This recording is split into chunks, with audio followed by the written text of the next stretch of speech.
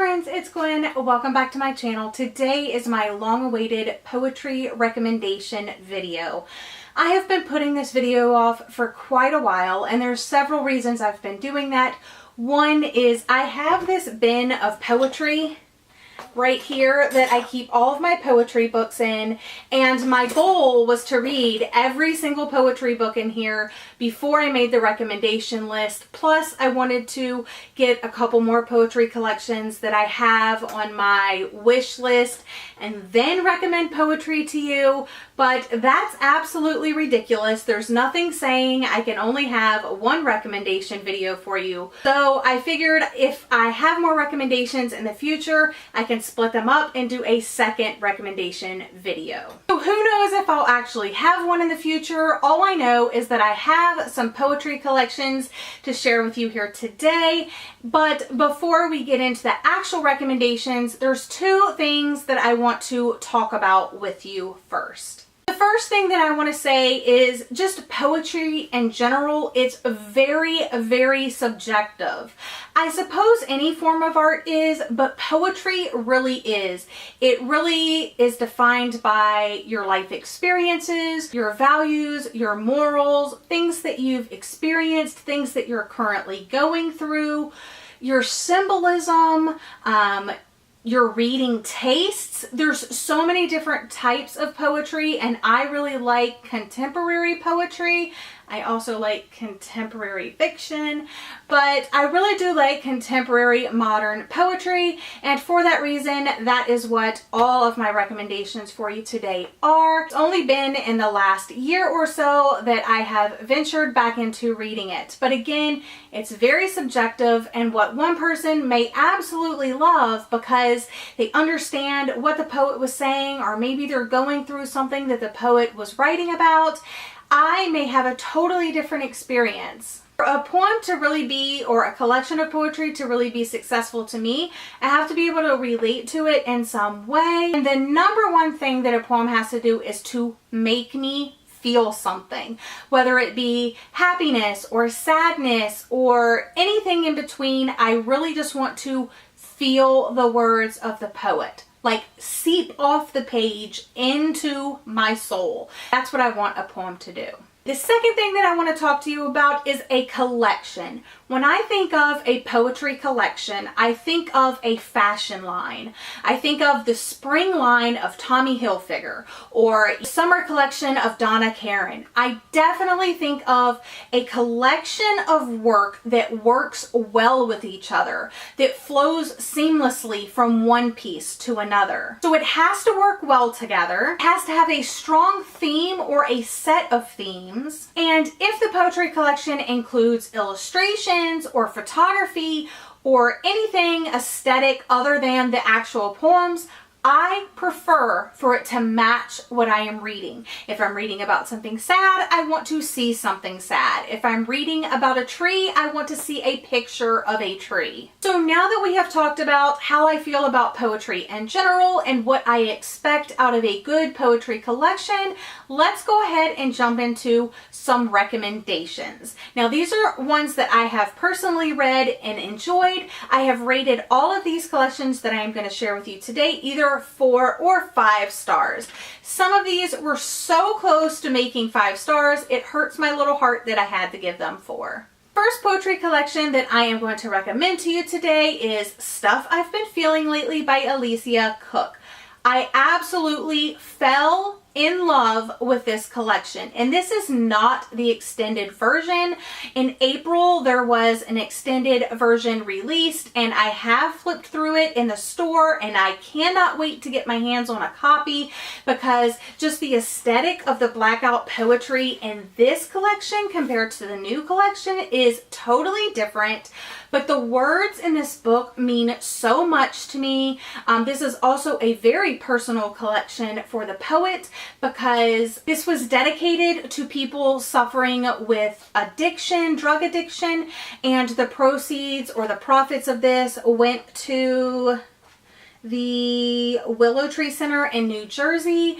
I have watched the poet talk about what this poetry collection means to her, and it just makes me feel that much more connected to it. What I liked about this is that it was broken up into tracks, and there is the poem, and then I'm currently listening to song, and then on side B, or part B, there is blackout poetry of all of the poems that were used in the first section. So I absolutely loved the setup, the aesthetic, but more importantly, it flowed, it went together, it made me feel so many things, and I will continue to read this collection.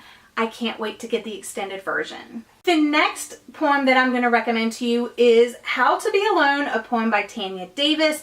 And this is a charming and poignant poem about how to be alone. It is only one poem, so it's not a collection, so I didn't have to judge it in that criteria. But it is full of beautiful color illustrations that absolutely add to the experience of reading this beautiful poem. I think this is a great gift for that friend that always says that they're alone and they always feel like the third wheel. I just absolutely loved this. I loved the script font. It was so meaningful and just so matter of fact that it was just short and sweet, and I loved it. The next poem that I have to share with you that I actually have a physical copy of is B by Sarah Kay. I also recommend you check out The Type by Sarah Kay. This is a short little poem by Sarah Kay, and I absolutely love it. The Type was the same way. She just has such a way with words. She's a master word crafter, and every line is meaningful. Every illustration matches. Everything is heartfelt and deep, and just it's one of those books that seeps into your soul and makes you want to be a better person. This one is about a mother like talking to their daughter, and if I should have a daughter, and then these things, and it's absolutely magical. It makes you want to be her and feel the way that she feels about things, but it also made me think that maybe one day when I'm a mother, these are things that I wish for my daughter. The next collection that I want to talk to you about is another short collection, and it is Bright Minds, Empty Souls by Janine Cecilia. I hope I'm saying the poet's name right. This took 6 years to write. It's a collection of her works over 6 years. It's fairly short, but it's magical. It's so great. This is definitely a collection for those hopeful romantics. It's like talking to a friend late at night when you have those thoughts swirling in your head and you just can't fall asleep, and you call up your best friend just to kind of let them know everything that's on your mind and to have them just listen to you. This is what that poetry collection is. It's absolutely flawless except for a few grammatical errors. Next poetry collection that I'm going to recommend is Hummingbird by Sophia Elaine Hansen. This is another short poetry collection that you can read in one sitting. It's about love and loss and moving on and being hopeful despite being put down again and again and again. It's so nice, it's so sweet, and some of these lines really stick with you. And now we're moving on to my last two recommendations, which are my favorite poetry recommendations to give you because these are my favorites. The first one, I have done a full review of this. It's Hi Lady and Other Random Thoughts by Max Smith. This is one that I picked up on a whim just because I had never seen it before. I got it at my local book exchange, and I adore this collection. It's very unique. It's very like 1970s hippie vibes, like just love, peace, and happiness, and you feel that vein in every single poem. And it's just, he's writing to a lady, he's writing about his life, and he's sharing it with us, and I can absolutely see like a circle of people, and they're just sitting there at a poetry like coffee house, and I loved this. I recommend it. If you can find a copy, definitely pick it up. And the last one in today's recommendation video is one that I am sure you have heard of, and that is The Princess Saves Herself in This One by Amanda Lovelace. I saw this go around BookTube and Bookstagram and the poetry community for like the longest time, and then I was like, okay, I'm gonna try it. Because typically when I try things that people recommend, especially with poetry, I don't really like it as much as everybody else did. But this one blew me away. This one takes a little bit longer to read because it is broken up into sections, but it has very strong themes of feminism and empowerment and love and, you know, being able to stand on your own 2 feet. You just feel like a fighter after this, you know, and I absolutely love it. I recommend it to everybody because it is that amazing. I cannot wait to read anything else by her because I was blown away by this.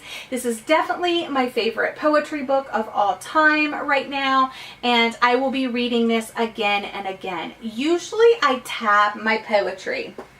I have, let's see, I have some tabs here, and I have even some tabs in this one little poem. I also have lots of tabs in this one and other poetry collections as well. Like this one I have tabs in, and those are the poems that I plan to go back and read if I don't have time or I don't feel like rereading the entire thing. However, if you will notice in this one, there is not one tab. Why? Because this entire book, every single page would be tabbed. It is intentional, it is heartfelt, it is deep and emotional, and it makes you think, and it's just amazing. So out of all of the poetry books that I have read, I highly recommend, if any that you pick up, it would be this one, The Princess Saves Herself in This One. And then if not that one and you've already read that one, Hi Lady and Other Random Thoughts. And then if not that one, definitely the stuff I've been feeling lately. So these three right here are definitely my top 3 favorite poetry books of all time. Again, number 1, number 2, number 3. So that wraps up my poetry recommendation video. I hope you have enjoyed. I hope you understand a little bit more about what poetry means to me. I know I probably just raved and said, I love this poetry. It's so great and so real and so beautiful. Check it out. But basically, yeah, just go check it out. It's great and beautiful and lovely. I hope that you're all having a lovely day. Thank you for joining me, and I'll see you again in my next video. Bye!